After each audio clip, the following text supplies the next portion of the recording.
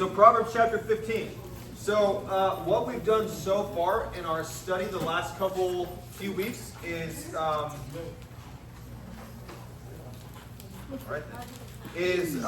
we've studied different, basically what logic is. You guys remember that? Yes? Okay, it's essentially learning how to think well and put your thoughts in order so that you come to the right conclusions and believe truth. Okay, that's the whole goal of logic, is wanting to believe and know what is true. And a lot of that has to do with putting your thoughts in order and understanding good versus bad arguments for things. So we've also studied different types of logical arguments. And so if you miss any of the previous studies, definitely go on the YouTube channel and watch those so that you're kind of up to date. And subscribe and leave a like. yeah, I don't care. But basically, we've looked at there's two different categories of logical fallacies, which are formal and informal. Okay, so tonight what we're going to do is and for the next few weeks, we're just going to spend time looking at what some of the different informal logical fallacies that people commit. Okay, and there we go. Okay, so really quick, let's just define our terms again as a little recap. What is a fallacy? Anyone remember? Yeah, on. An error or something that's a mistake. Yeah, good. It's a mistake. Okay, and a little bit more specifically is when it comes to logical fallacies are statements that people make that might sound really convincing, reasonable, or true at first, but when you get into it and analyze it, you can see that they're actually flawed and or dishonest. Guys, keep the food in the kitchen. Remember, no food out here. Put it in the kitchen. So what we're going to do is look at some of the informal fallacies, okay, for tonight and the next few weeks. So we've got plenty of videos and quotes and all kinds of good stuff for you guys. So before we get into it, though, are you in Proverbs 15? The big question is, why are we spending time doing this? What is the purpose of all this? What do you guys think? Alicia? To know how to respond when someone asks us something, or they're just yelling at us about how we're Yeah? Not exactly. Misled. There you go. All right. Yeah. First and foremost, guys, the reason we're doing this is because we all need to learn how to think well for the glory of God. Okay, you guys have heard me say that, right? The greatest commandment God ever gave us, that Jesus said, was to love God with all of what? Heart, soul, mind. Okay? A lot of Christians do not love God with all of their mind. They don't think well for the glory of God. And so the reason, first and foremost, that we're doing this is to train you to think well for God's glory. But another reason is, like Alicia said, is because, guys, you need to learn to detect errors, mistakes that people make in their thinking and in their arguments, so that you make sure that you're not led astray by lies. Right? But then a third reason we're doing it is so that then you can help other people who do make those mistakes. You can help show them the truth and lead them to the truth. Lovingly help them see that they're wrong, and then show them the better way. Amen? So, and in fact, that's what Scripture tells us to do. So Proverbs 15, someone please read nice and loud, verse 28. The heart of the righteous studies how to answer, but the mouth of the wicked pours forth evil. Okay, what does Solomon say? That the heart of righteous people, what do they do? What does the heart of a righteous person do? Studies how to answer. Guys, we as Christians need to study how to answer well to things that people say and the arguments that they make, whether it be against Christianity or some of the biblical values and principles that we have. Does that happen a lot in our culture? All the time, right? And so we need to learn how to give a good answer, but also, guys, a really important point, I don't want you guys to just be able to become really good at detecting fallacies other people make. You got to detect when you make the same mistakes. And we have to be really careful not to make those same mistakes, because who do we represent? The Lord. And does he want to be represented well? Yes. We need to do our best to represent him accurately and represent him well. Okay? So, with that being said, here we go. You guys ready for it? All right. So what we're going to do tonight is and then part of next week, we're going to look at, there's a lot of different categories of informal fallacies. One of them is, they're called fallacies of relevance. Okay, everyone say relevance. These types of fallacies, mistakes, errors that people make when it comes to arguing with someone, fallacies of relevance, okay, they appeal to evidence or examples that are not relevant to the argument at hand. Okay, does that make sense?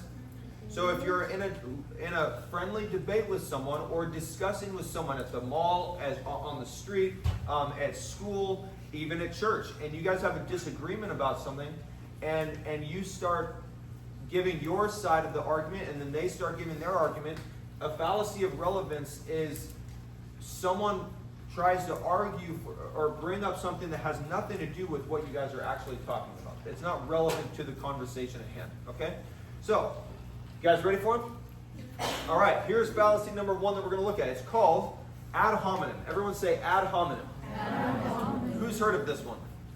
Okay, so a lot of logical fallacies, they're Latin terms. So most of them, I'll use kind of the English translation, but this is Latin, ad hominem, and this has to do with, you can look at the definition, it's attacking the person making the argument rather than addressing the argument itself. Rather than addressing the validity of the argument. So a simple way to remember ad hominem is you're just attacking the person, not the argument. Does that make sense? Okay. So it can consist of attacking their character, their appearance, the way they talk, calling them names, their whatever, their personality. All right. So do you think people commit this fallacy a lot in our culture? Yes. Yeah, all the time. All you got to do is look in the comments section on like social media or on YouTube videos. You could go on my YouTube channel and when we did our religion study. Here's a great example. When we did, I think was it Catholicism or Islam, and the person called me a menace to all of you guys. It was the Islam. Yeah. So rather than addressing whether my argument I gave was true or false, they just said, "You're a menace." Okay, like okay, whatever. Is that the one I responded to? But yeah, I think you responded to that one. But guys, people resort to name calling, making fun of people, belittling people, throwing insults at people, and guys, it's just immature. And it's not Christ-like. Okay? And it's importantly, it's not relevant to the argument or the issue at hand, right? Does that make sense? That's the problem. That's one of the main problems is they'll just start insulting someone and it's like, that has nothing to do with what we're actually talking about. You're getting off track. Okay? So, you guys want some examples? Yeah. So here's Pirates of the Caribbean. I'm going to turn this up a little bit. This is from Pirates 2. I'm not sure how loud it'll be. We'll find out. Here we go. It's not slurry video. Well. Oh, yeah, okay. We're going to redo this. Wait, I don't think that's the problem. I barely heard it. You ready for this? Here we go. Is your Ready? computer? What? You smell funny. Jack. Okay, you guys You probably didn't hear smell that. funny. I think it's coming out of here. Is there a separate remote for this speaker? Maybe not? You have a lot of videos. You got a lot of videos, yeah. We need to figure that out. Okay. So while we're figuring that out, I'll tell you basically what he said, right? So Jack Sparrow. Emma doesn't know any of this because she's never seen the Pirates of the Caribbean movies. Can you guys believe that? Neither have I. All right. All right. So Jack Sparrow gets this guy Norrington to be on his crew, and he's like, "Man, you look terrible. And like, why are you here?" And he's like, "You hired me." and like I can't help if your standards aren't good. And so instead of addressing that, Jack resorts to just saying you smell funny. Okay, an example of an ad hominem. But yeah, all right, we'll try it again. You guys ready? Here we go.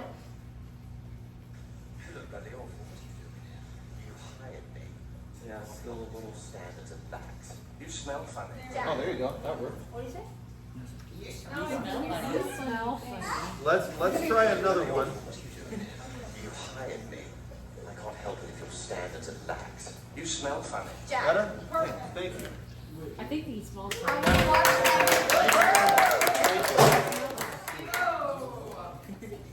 All right. So now, guys, let me point out as an important clarification. There are times when quote unquote attacking a person's character is not necessarily an ad hominem. Let me give you an example. If it's actually relevant to the issue at hand. So let's say you move into a neighborhood and you guys have like a town hall meeting and someone is running for like the leadership of the town, okay? And he's trying to give an argument of why he should be the leader of the town, and the issue at hand is, does this person have good family values? Okay? But let's say it's known in the town that he like cheats on his wife and abuses his kids, and he says, you know what, I should be elected because I have good family values. Okay? Or I should be elected because I'm a really good person to be the leader of this town.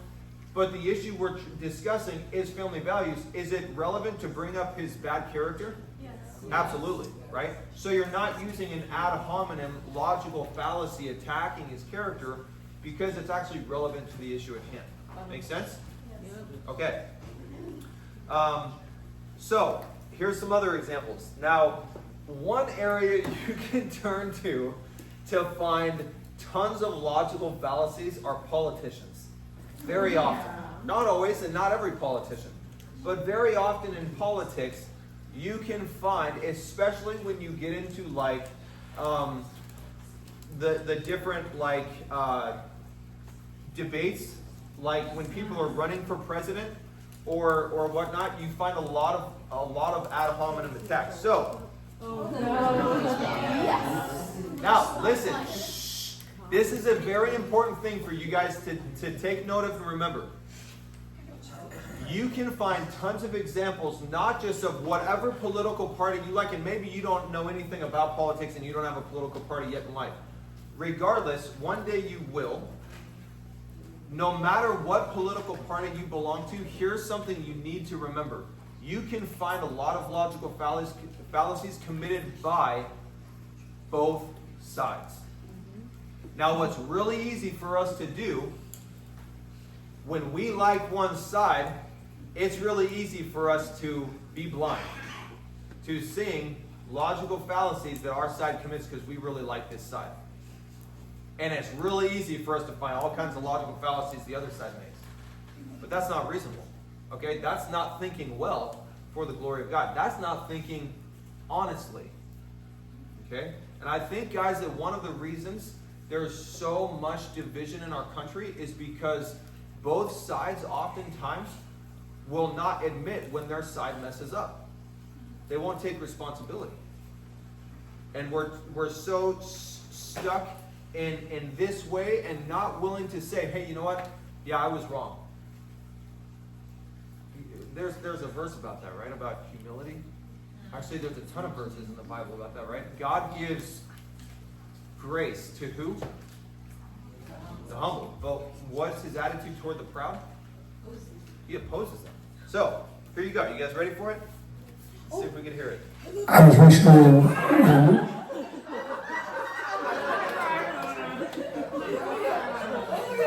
I just want everyone here to shut back. That was so funny. Good job, Jonathan. It was like a wave. That is going to be awesome for the YouTube video. All right, let's try this again. Let's try this again. Oh no. Okay, guys, you need to listen. Listen to the words that are said.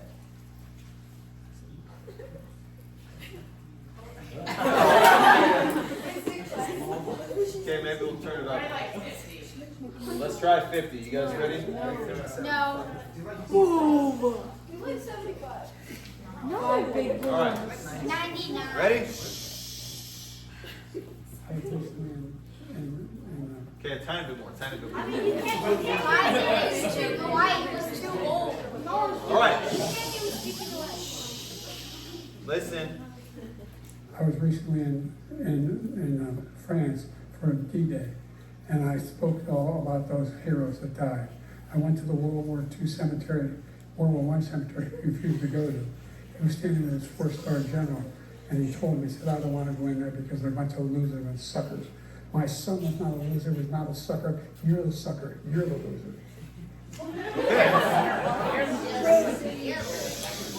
So, Trump looks like he's about to cry. what did President Biden resort to? Calling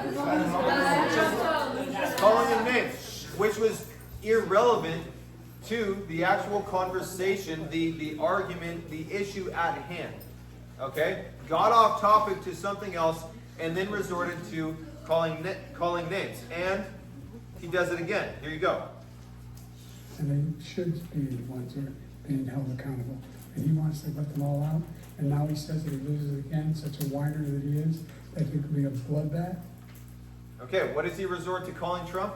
A whiner. Okay?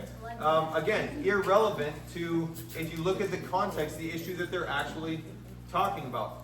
But, guess what? Guess who does the same thing? Here's another debate from a few years before, from the previous presidential debate.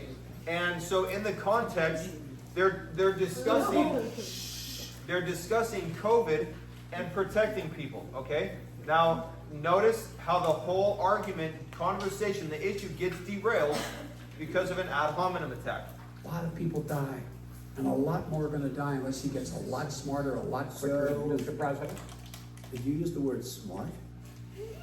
so you said you went to Delaware State, but you forgot the name of your college. You didn't go to Delaware State. You graduated either the lowest or almost the lowest in your class. Don't ever use the word smart with me. Don't ever use that word. Oh, Because you know what? There's nothing smart about you, Joe. Okay. You know what's amazing, guys? Is we can watch these with middle school and high schoolers. Probably couldn't do this with a bunch of adults. Okay, but listen. Some people might laugh, think that's hilarious, that's really funny. Yeah, good job. Other people might get offended, become angry.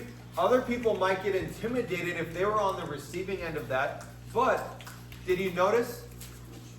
It's a logical fallacy. How so? How is it an ad hominem attack? Yeah. There's nothing smart about you. Well, how is that relevant? I mean, first, it's not true, right? You may debate on how many things he may be smart in, but it's not a true statement. To say that a person is not smart in anything at all, you're going to be hard-pressed to find a single human being on planet Earth that actually applies to. But two, it's immature, right? And both of them were in the other videos acting immature, and it's resorting to name-calling rather than addressing the actual argument at hand, okay? So listen, guys, do not do this in your conversations because you lose credibility. You lose credibility when you resort to just calling people names, okay? Now, in a much more recent presidential debate, this is one from many months ago, as some of you guys well know. Okay, now listen. The issue they're discussing, as you can see on the screen, is, hey, for each of you two, what is your future plan regarding what's called the Affordable Care Act? So listen to this. Less expensive. And there are concepts and options we have to do that. And you'll be hearing about it in the not too distant future. I'm going to actually do something really unusual, and I'm going to invite you to attend one of Donald Trump's rallies, because it's a really interesting thing to watch. You will see during the course of his rallies, he talks about fictional characters like Hannibal Lecter. He will talk about windmills cause cancer. And what you will also notice is that people start leaving his rallies early out of exhaustion and boredom. Okay. What? How is that relevant? Okay. How is that relevant at all to what you're going to do in the future with the Affordable Care Act? Do you notice how she goes completely off topic and just chooses to attack Trump? And it's not so much his character, but like she says, people leave in droves out of what? His rallies are just really boring. Okay, let's just say, for sake of argument, what if that was true? What does that have to do with the issue? Nothing. Nothing. Okay? You guys see the point? All right, now, in this same debate, here you go. The student loans, and then her, I think probably her boss, if you call him a boss, he spends all his time on the beach. But look. Okay. Okay. Now, again, some people may laugh. Some people might be offended. Regardless, he's obviously talking about President Biden, okay? And him spending too much time or all his time on the beach. Though there may be some credibility to that, again, it's not relevant to the actual issue at hand. Do you guys get the point? Yeah. Okay? So listen, it's just basically a dig at his opponents. So here's another one for you. This is from many years ago. Another the Republican presidential debate. So on the left, so these are all Republicans in this debate. So on the left you have Rand Paul, okay, one of our governmental leaders, and here's what Trump says. President Trump. Here you go. Before he was president. I never attacked him on his look, and believe me, there's plenty of subject matter right there. Okay. I don't think it's hard to see where the ad hominem attack is there, right? Why is he a little... So listen. It's interesting because in the first statement, I never commented on his appearance, and then he proceeds to do that exact thing by ripping into him and basically calling him, ugly or whatever, okay? But listen, guys, the point is you can find a lot of ad hominem logical fallacy attacks on both sides, right? That's why I gave several examples from both sides, because, and remember, you have to be intellectually honest if you want to gain rapport, and you want to represent Christ well. So it's important to point out fallacies made by the opposing side, but you also have to be honest when it happens on your own side. Right? Right? Yeah. Right? Yes. Okay. Yes. Eric, do you have something actually important to say? No. Okay, save it for the after because I really want to hear it. And it's probably going to be funny. But guys, here's the sad thing. Are you listening? Yes. Guys, what did I just say? Keep all the food in there, all snacks in there. All right. So guys, here's the sad thing. In our culture, your age group, not just your age group, but my age group, many adults, they have sadly come to believe that in an argument, whoever's the meanest, whoever throws out the fiercest insults, they're the winners of the argument. So many people think in our culture that the right person, the best arguer, the most intelligent person is the one who wins the argument, is the one who's the loudest, the one who is the most insulting to their opponent, whoever burns the other person the most, and really whoever's the biggest jerk. Is that a good test for whether an argument is good or not? Nope. No. But do you guys see how even your peers do that? Have you ever been in school and you heard an argument between two people and they were kind of duking it out, and one person is just like super mean to the other one and just like gives a really nasty insult, and everyone's like, oh, and they think this person's amazing because they insulted the person so bad, and it's like, no, you just proved you're an idiot. You know, like, you just proved your own immaturity. You didn't actually give a good argument, but everyone thinks, wow, that person's so epic. But it's like, no, logically, they're the worst person. Because they didn't actually address the issue. They resorted to attacking a person instead of attacking the argument. And it's unchristlike. And guys, it just goes to show that sadly in our culture, so many people, their priority is not truth and what is right. Their priority is giving sick burns to people and rather than speaking what's right. Okay? So guys, be really careful that you don't fall into that trap. And you know what's easy to happen? When you start getting heated and emotionally charged, your brain starts thinking of less intelligent words, and the list of words in your vocabulary becomes very small and usually pretty insulting, right? So that's why you need to keep your cool. And if you notice, whether it's having a debate with your parents or your sibling or your friends or your teachers, when you start feeling your face get hotter and you start recognizing, okay, I'm about to lose my cool, keep your mouth shut. Because think of how much Proverbs and how much James talks about be slow to speak.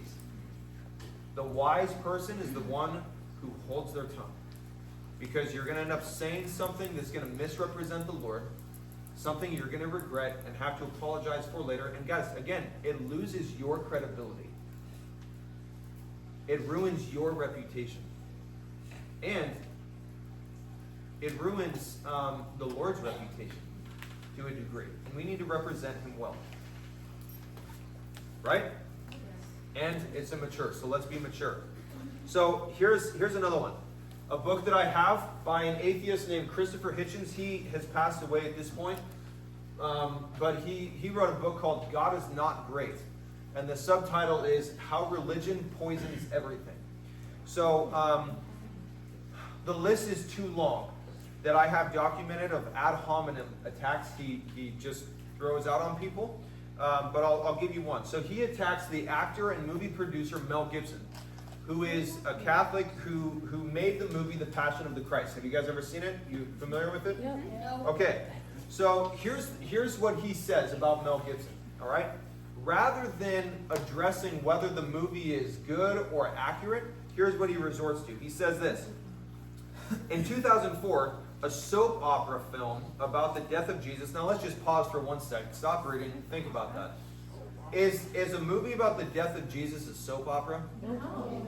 Of course not. So, and he knows exactly what he's doing by making that statement. Okay? But a soap opera film about the death of Jesus was produced by an Australian fascist and ham actor named Mel Gibson. Mr. Gibson adheres to a crackpot and schismatic Catholic sect consisting mainly of himself and his even more thuggish father. My goodness. Okay, so what are some key words, key phrases that you recognize that are ad hominem attacks? Vaughn. Okay, yeah, he's calling him a fascist, without actually giving evidence to back up his claim. What else, Eric? Not necessarily. A crackpot. Crackpot, there you go. Description. What else? Ham actor. Yeah, ham actor for sure. What else? His thuggish father, yeah. Oh, what's a soap opera? Don't ever watch them. Soap operas are basically typically TV shows that are they love to promote basically breaking the 10 Commandments. Yeah. Yes, they're over dramatic. They love to portray adultery and all this different kind of stuff. Yes. And like if you think about it, calling it a soap opera is like a very big insult in its own right, because a lot of the time soap operas are made fun of in media, like joke around like, oh, watching a soap opera, oh, it's so dramatic and over dramatic and annoying and stuff. So like by calling like a movie like Passion of the Christ, which is a very like touching and real Serious. movie, very serious film, yeah. dramatic movie, by calling it like, oh, it's a soap opera film, is also insulting in its own right. For sure. Okay, yeah, go ahead. Well, the same thing calling him a him actor, it's like trying to say it's really cheesy, not well made, is basically like, because a ham actor would be like a cheesy, over dramatic accent. Right. So, question for you guys. What are some ways that you have seen people in our culture, whether it be, you know, your peers or people on social media or whatnot, use ad hominem attacks? Or maybe some ways that you've done it. Yeah, Autumn. If it's someone at youth group, maybe don't mention their name. I thought of a different one. It was a logical, an informal fallacy. That was before though. Okay. Is that different from an ad hominem? Yeah. Okay.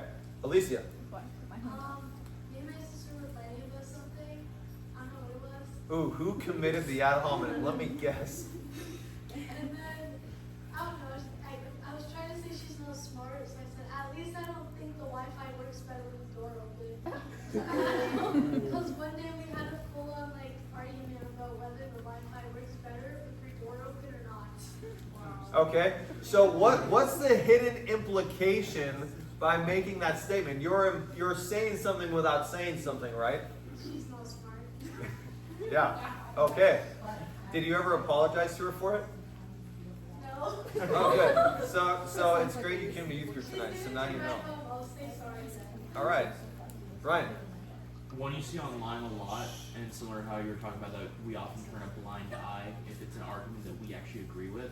When it comes to abortion and things like that, a lot of pro-life people immediately turn to or calling pro-choice people murderers and baby killers without actually addressing any arguments with it whatsoever. For sure. They immediately jump to that, and that can turn a lot of people away from something. Right. And that's a really good point of when you resort to immature name calling, do you think that's going to convince anyone? No. Read the book of Acts, guys. Think of how many times it says the Apostle Paul went into the synagogue and he argued with the Jews and persuaded them that Jesus is the Christ. Okay? How did he persuade them? By name calling? No. By giving them good arguments for why evidence that Jesus is the Messiah. And it said he persuaded many people over and over and over again. Leah, what's another example? I think we talked about this a few Sundays ago, and it was about how like a lot of the times, again with the name calling, like you can be in an argument, like take for example like an argument where it's talking about racism. It's like if someone's like, oh like I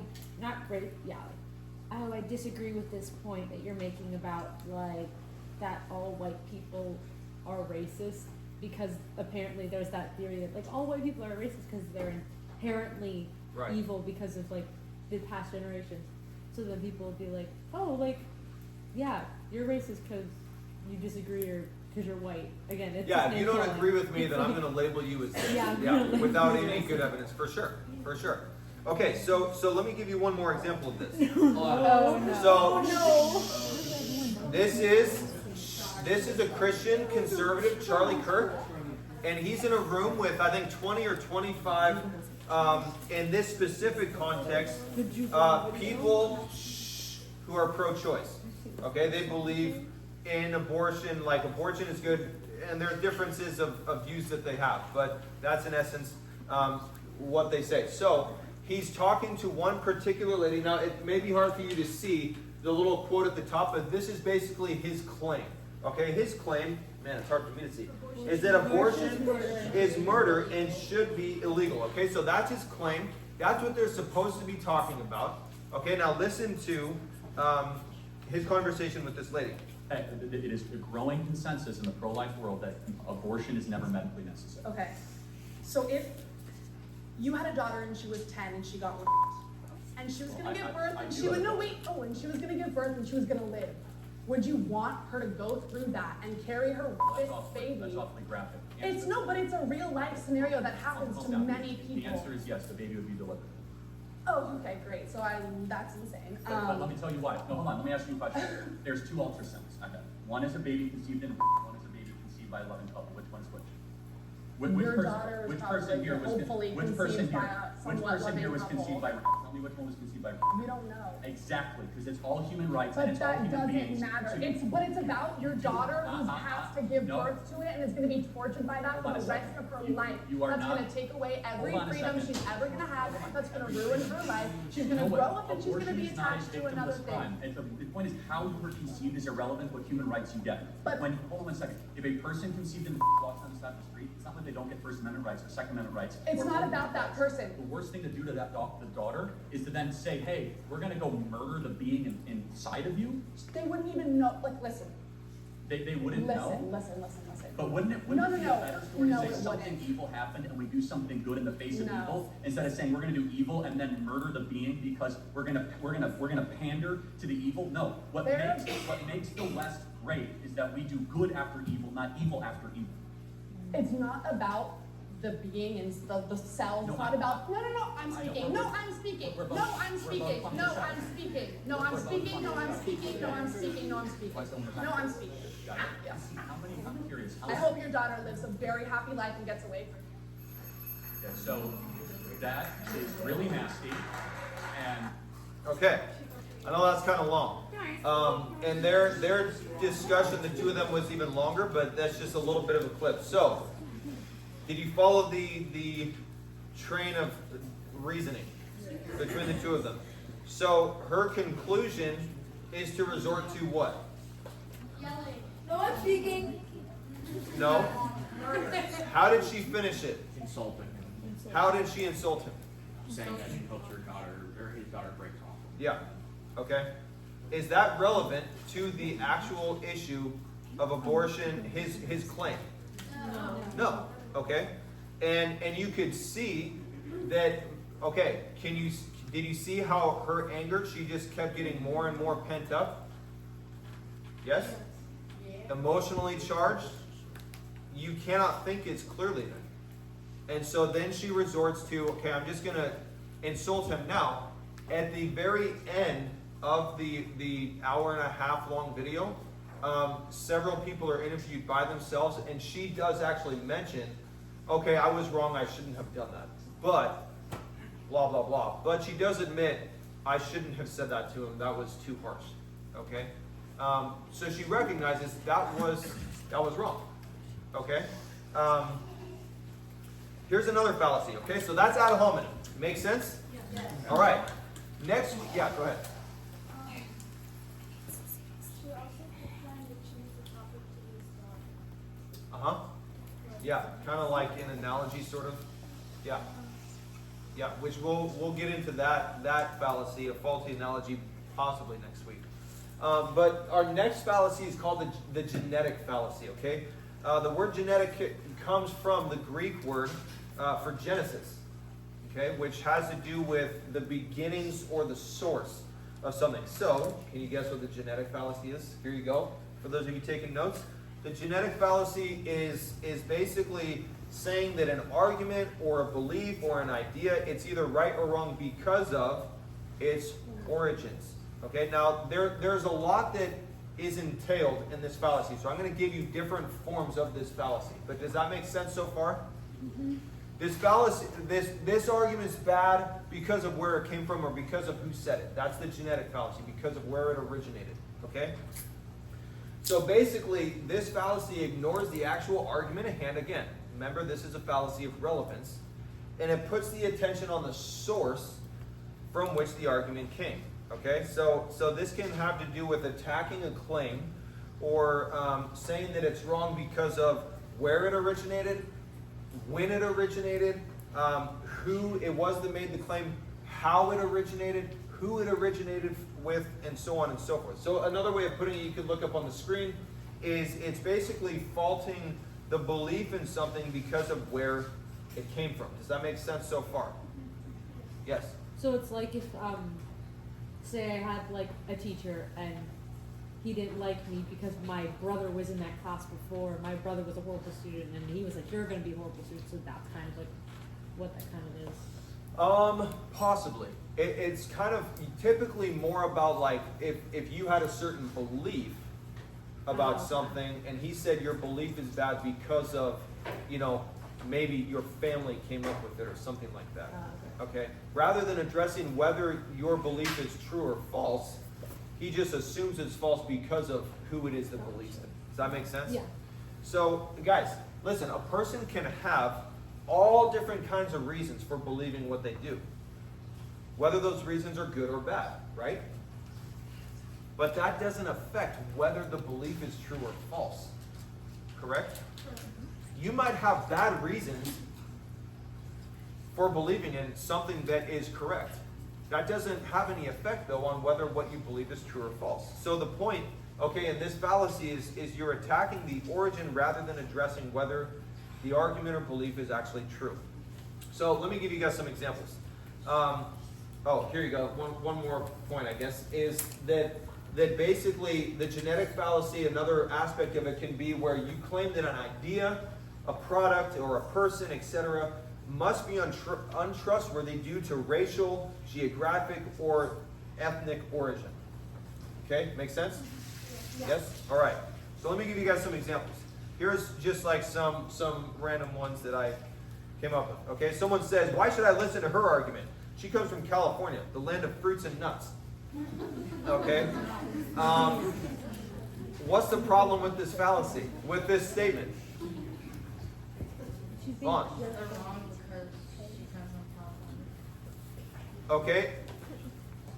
Does a person coming from California, do they only ever come up with bad arguments? No.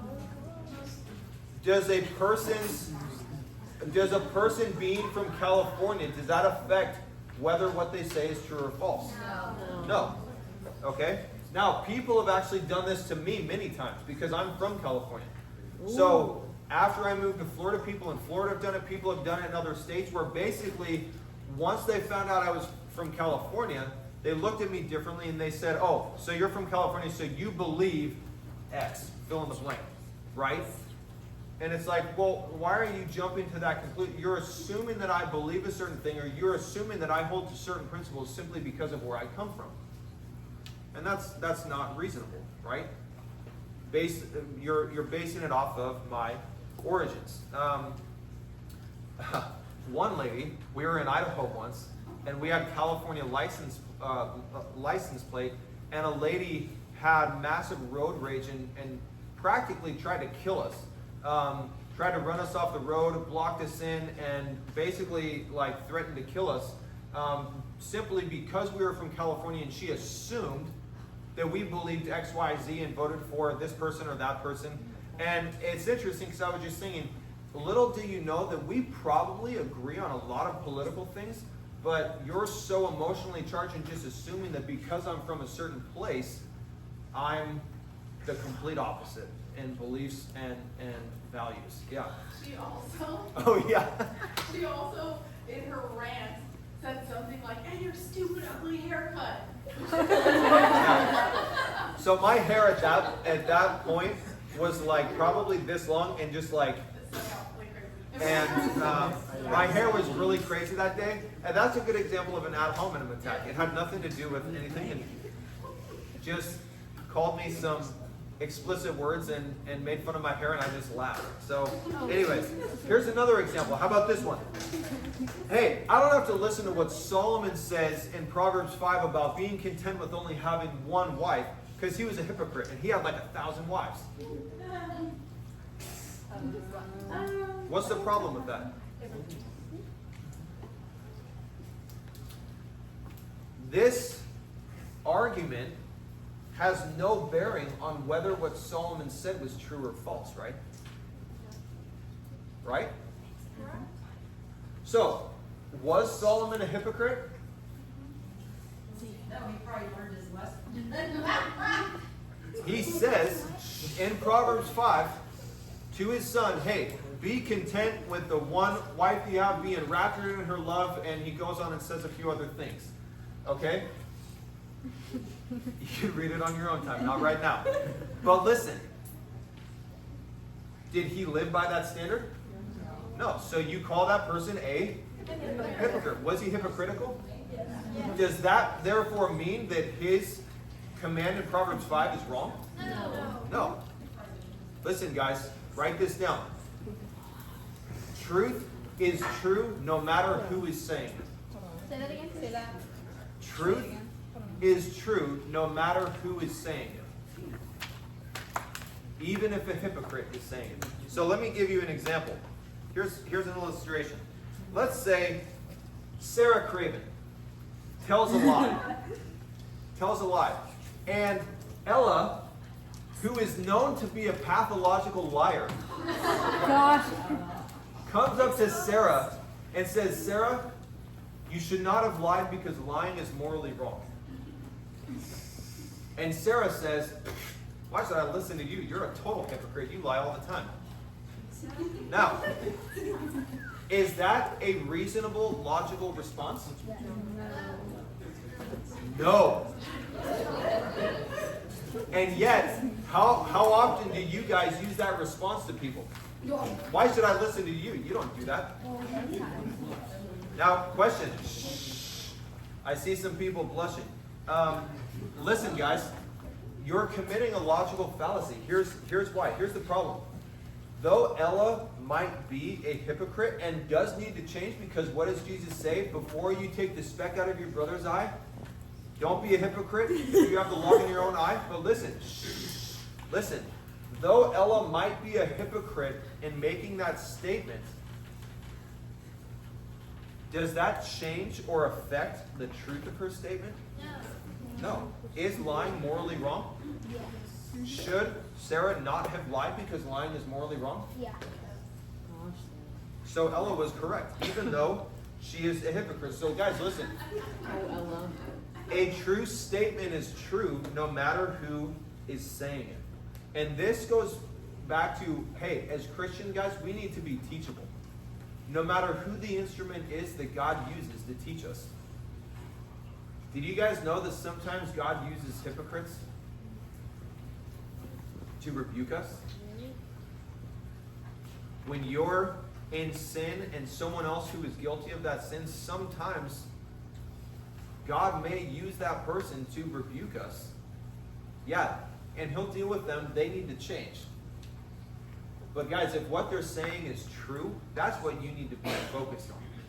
Not whether they're being a hypocrite. Because if what they're saying is true, then you need to heed truth, even if they're being a hypocrite. Make sense? In fact, everyone turn to the Gospel of John, chapter 1. Did you guys know that someone in the Gospel of John commits the genetic fallacy? His name was Nathaniel. So go to John chapter 1. For shame. No, I have it up on the screen. You can look at it in a second. All right, John chapter 1. Scroll down close to the bottom. Aiden, can you read for us? Nice and loud. Someone comes, I think it's Philip or Andrew, comes to Nathaniel, and here's what he says. Go ahead and read it, Aiden, nice and loud. Here you go. John chapter 1. Philip found Nathanael and said to him, "We have found him of whom Moses in the law and also the prophets wrote, Jesus of Nazareth, the son of Joseph." Okay, pause. So Philip says, hey, Nathaniel, dude, we found the Messiah. And he's from Nazareth. And look at his response. Go ahead. And Nathanael said to him, "Can anything good come out of Nazareth?" Philip said to him, "Come and see." Okay. Do you see how Nathaniel commits the genetic fallacy? What's his response? He's making a judgment on a person, Jesus, based on what? Where he comes from. So he has prejudged Jesus before he's ever heard anything he said or talked to him, gotten to know him, simply because of where he comes from, because the town of Nazareth had a bad reputation. So he just assumed anyone who comes out of Nazareth, and that's how, guys, in that culture, that's how it worked. You were judged based on what city you came from. So you could have, it's like this. If today, in America, someone from Chicago came and visited us, and you just assumed, man, you must have a really violent temperament, and you must be in a gang and commit all kinds of violence.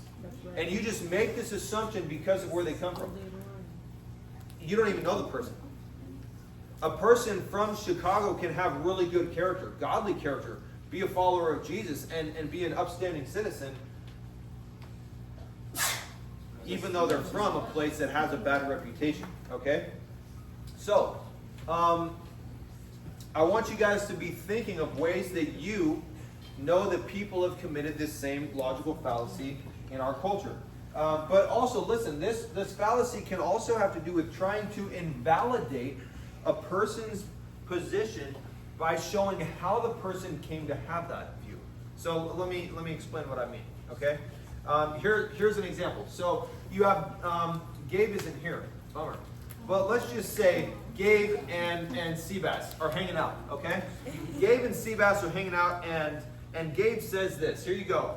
The Miami Dolphins are a good football team because they have good players, they have strong team unity, and they strategize well. Okay, he's making an argument, right? And Seabass, who hates the Dolphins and thinks they're a terrible team, he responds by saying, "You're only a Dolphins fan because you live in South Florida." Okay. Hey, you could be a Gators fan. So listen, do you see the problem? Is Seabass actually addressing the argument and responding to the argument? No. No. What he's doing is he's invalidating Gabe's position because of where Gabe lives, right? He's assuming the only reason Gabe is a Miami Dolphins fan is because he lives where the Miami Dolphins play. Okay? It has nothing to do with the argument, hence it's irrelevant. Okay? Now, could Sebastian possibly be correct in this statement? Is it possible that the only reason Gabe is a Dolphins fan is because he's from South Florida? Yeah. Yeah. So, listen, that's important. Seabass can actually be correct. Maybe that is the only reason that Gabe's a Dolphins fan. But that has no bearing on whether his argument is true or false. Get the point? Yes.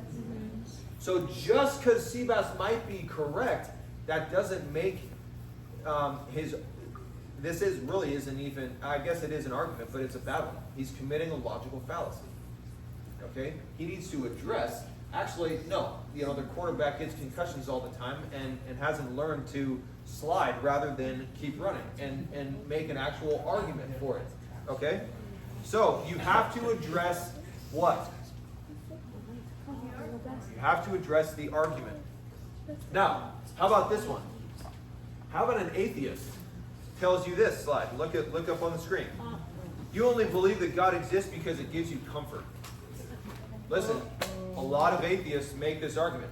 This is a logical fallacy, the genetic fallacy. Now, are there some people that believe that God exists because it just gives them comfort? Yeah, there's actually a lot of people. They really don't even follow the Lord, but they believe all kinds of things. They believe that God exists, and they believe all kinds of superstitious things about Him because it just gives them comfort, gives them peace. Okay? So let's just say the atheist is correct in that statement. So some people do believe that, right? They believe in God only because it brings them comfort. Yes? Yes. Sebastian? Yes, that only gives comfort. Now, is that enough of a reason to believe that God exists? No. Is that the wrong reason to believe that God exists? Yes. Does that mean, therefore, that God does not exist? No. No, it has no bearing on whether God exists. Do you get what I'm saying? So if an atheist tells you, you only believe that God exists because it gives you comfort, okay, that may be true or false, but that has nothing to do with whether God actually exists.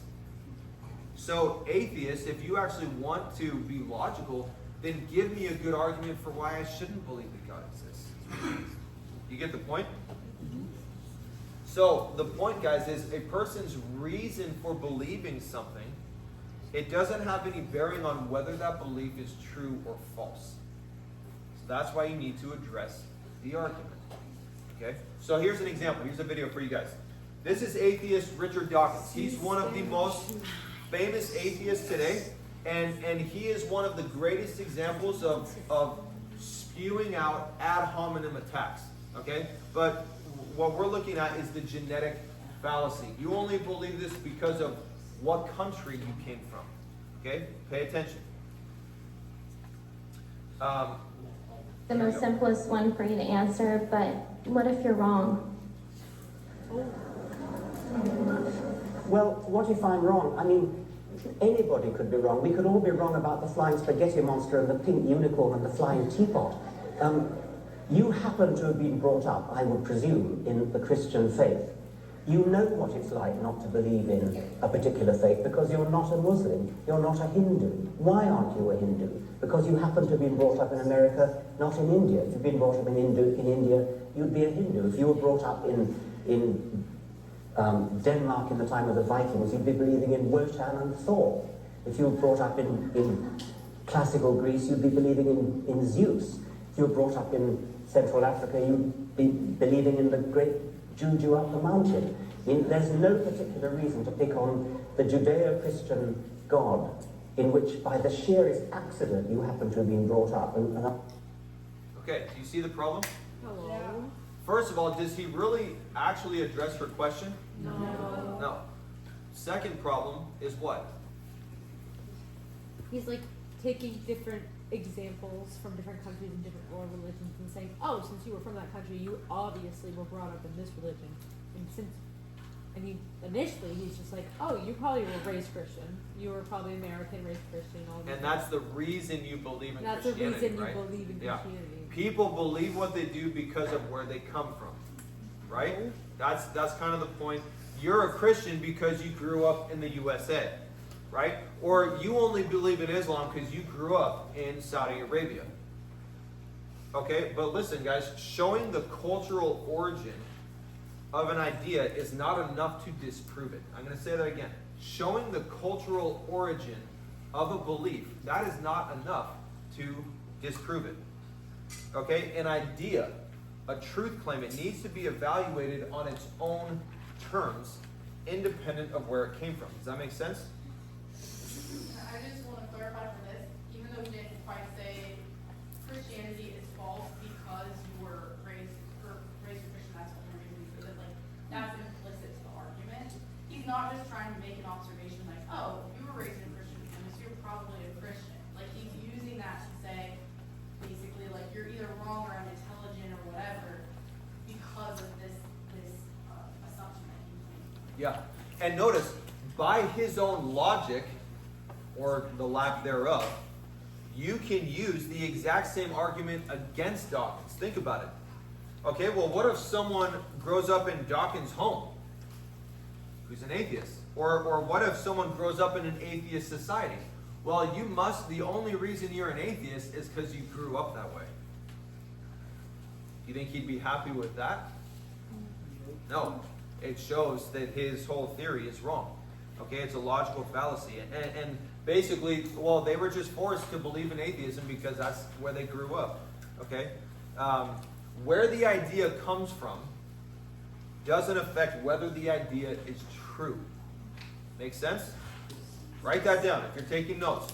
Where an idea comes from does not affect whether the idea is true. So you need to focus on the argument. Okay? Now, here's one more example for you guys of a conversation I had on Instagram with a guy a while back who, there's definitely some ad hominem attacks that he throws out on me, but I'll give you a little bit of context. So he had posted something. Now, I had previously followed him. He was a conservative Christian that did a lot of reporting and stuff and whatnot, and of like political stuff, but then also a little bit of Christian stuff. And so he had posted something like blasting this one church and making like this kind of general statement about an entire group of people that wasn't reasonable and it wasn't really fair, just because of one person that went to that church. So I messaged him and just said, hey man, I want you to know, like, I love a lot of the stuff that you do. In general, I agree with a lot of the stuff that you post. And then I asked him a couple questions, like, are you a Christian? Yeah, cool. like, where do you go to church? I used to do this ministry or that ministry, and so got to know him a little bit, and then I just kind of shared, that's awesome. And I kind of shared with him, like, it's really important the way in which we communicate truth. Like Ephesians 4, speaking the truth in love. Because the way he said something that was true, the way in which he did it was not loving. And so I would say a pretty chill manner, just said, hey, we just got to be careful of the rhetoric we use. Because if we use unnecessarily offensive rhetoric, it's going to do more damage rather than persuade people. So you can see, you probably can't really read it, but at the top, man, I can't read it on here. So I kind of just mentioned here, like, how Paul does in Acts, and his response was a bunch of texts like the way some of you guys text, but he says, I speak truth, dude. No need to lecture me. I'm far more advanced than you. Don't be offended, but it's true. You're really wasting your breath. Not being disrespectful, but you're saying things I already know, but thank you. Okay? So I'm far more advanced than you. Okay? Think about that. Doesn't even know me. Okay? Doesn't know where I come from. Doesn't know what kind of education I have. And then I kind of mentioned, I said, I think that overall you're doing a great job in your work from what I've observed. And I encourage you to keep it up. No doubt you're receiving, okay, et cetera, et cetera. Then he continues, the way I communicate exposing fraudulent hypocrites is aggressive in the way Christ did so, which is who I modeled my life after when dealing with frauds and hypocrites running around in the name of religion of Christ. You're talking to someone who lives in a world you may never experience. Hello. So question, is that relevant to the actual thing that I addressed? Has nothing to do with it. I may never experience what he has, but that doesn't mean that what I said is true or false. So he's not even addressing what I said, and basically I'm wrong because of who I am or where I come from, or because he's apparently so much more advanced than me. Okay? And then I just encourage him to be teachable in response to something he said. You're talking about taking things back to Scripture, which is good. The Word says to be teachable and humble, so don't be too proud to learn from someone. Okay, you're saying how far more advanced you are than me. How do you know that?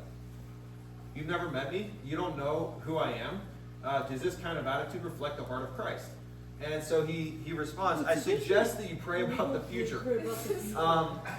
I'm saying you're not saying anything that is teachable, because I already know it, bud. You're lecturing me like an idiot, like I'm in your youth group. Dude, stop. So then I mentioned to him, okay, maybe you already know this, but sometimes we need a reminder of what we already know. And he said, seriously, know who you're talking to? See ya. Who is this guy? So, sometimes that happens. All right, we're gonna finish with one more. We're gonna finish with one more fallacy. This is what's called the appeal to force. Okay? The appeal to force, here's the definition, write it down, is when someone uses force, the threat of force, or some other unpleasant backlash as a reason for you to accept their conclusion. Does that make sense? So let's say you and your sibling are debating about whose turn it is to do the dishes, and you present an argument of why you believe it's their turn to do the dishes, and they say, you know what? If you don't agree that it's your turn to do the dishes, I'm going to beat you up. Okay, that's an appeal to force, right? It's not relevant to your argument. Okay, they're resorting to threatening you with violent force, okay? They're not actually addressing your argument. Tyrants do the same thing, okay, in many countries. A lot of tyrannical rulers, they resort to, I'm going to threaten or even enact violence upon my citizens if they don't just agree with my policies. So here's a few examples for you. You guys ready? No. Write faster. Wait. I'll put it up at the end. Let me take a picture. Wait. 3, Okay. 2, 1. All right. So, Oh my God. Tangle.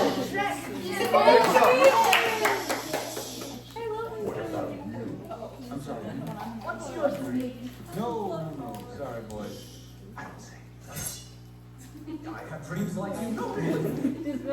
All right. Can you see the appeal to force?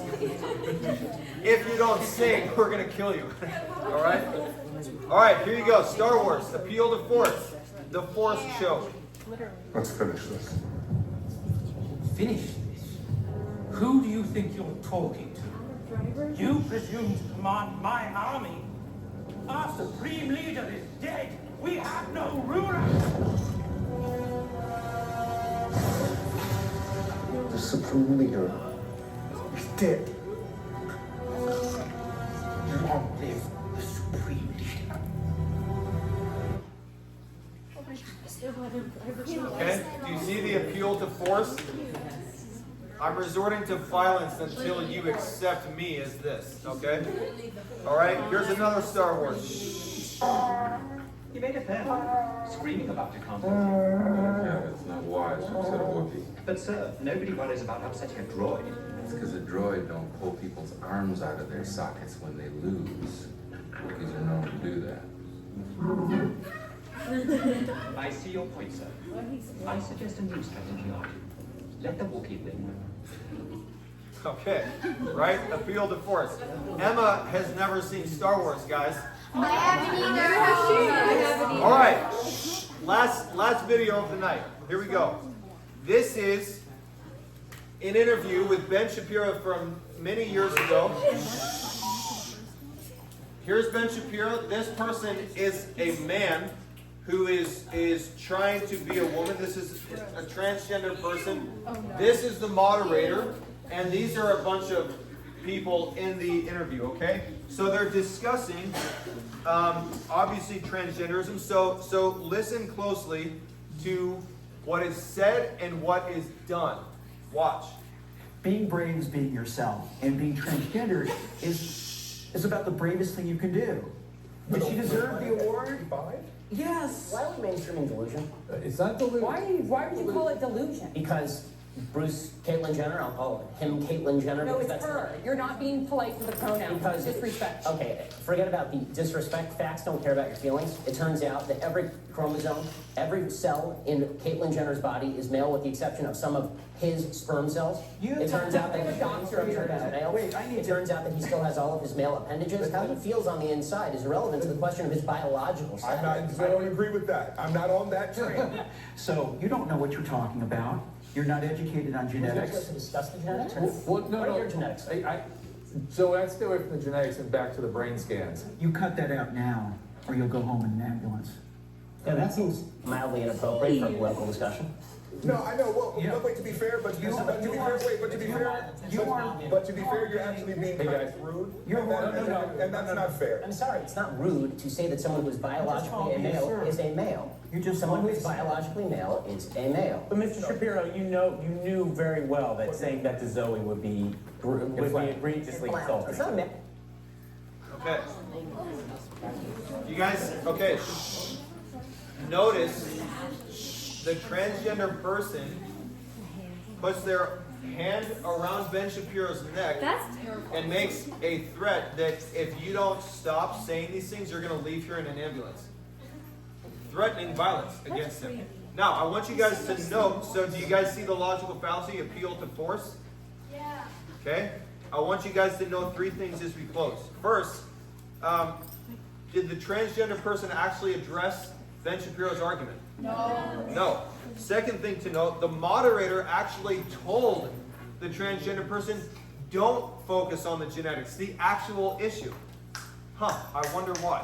Okay? But then the third point, this is very important, guys. The third point, what do all of the other people in the room do when Ben Shapiro gets physically threatened? Defend the guy. Who do they defend? The woman. The one doing the threatening. I mean, guys, think about that. That's insane. Think about it, okay? They don't address at all that what that person did was wrong. They actually defend that person, and actually, they basically rag on Ben Shapiro saying, well, to be fair, you were being mean. Really, so he wasn't, but even if he was, does that give you the right to threaten violence against him? Like, that's scary. Think about that, okay? I guarantee if the tables were turned and Ben Shapiro was the one putting the hand around that person and threatening them, everyone in that room would have been livid. Okay? So we'll finish with this. Everyone turn to Acts chapter 4. Our last verse. So, the Jewish council commits this same logical fallacy in Acts chapter 4. And guess who else does? You guys know, like, Exodus? Pharaoh in Egypt? At one point with one of the plagues, Pharaoh threatens Moses and says, hey, if I ever see you again, I'm going to kill you. Rather than addressing the actual statements Moses made. Logical fallacy, appeal to force. Acts chapter 4, the Sanhedrin, appeal to force. Listen to this. Peter and John, by the power of Jesus, heal the crippled man the day before. Now they've been thrown in jail, and now the next day they're standing before the Sanhedrin, and here's what it says.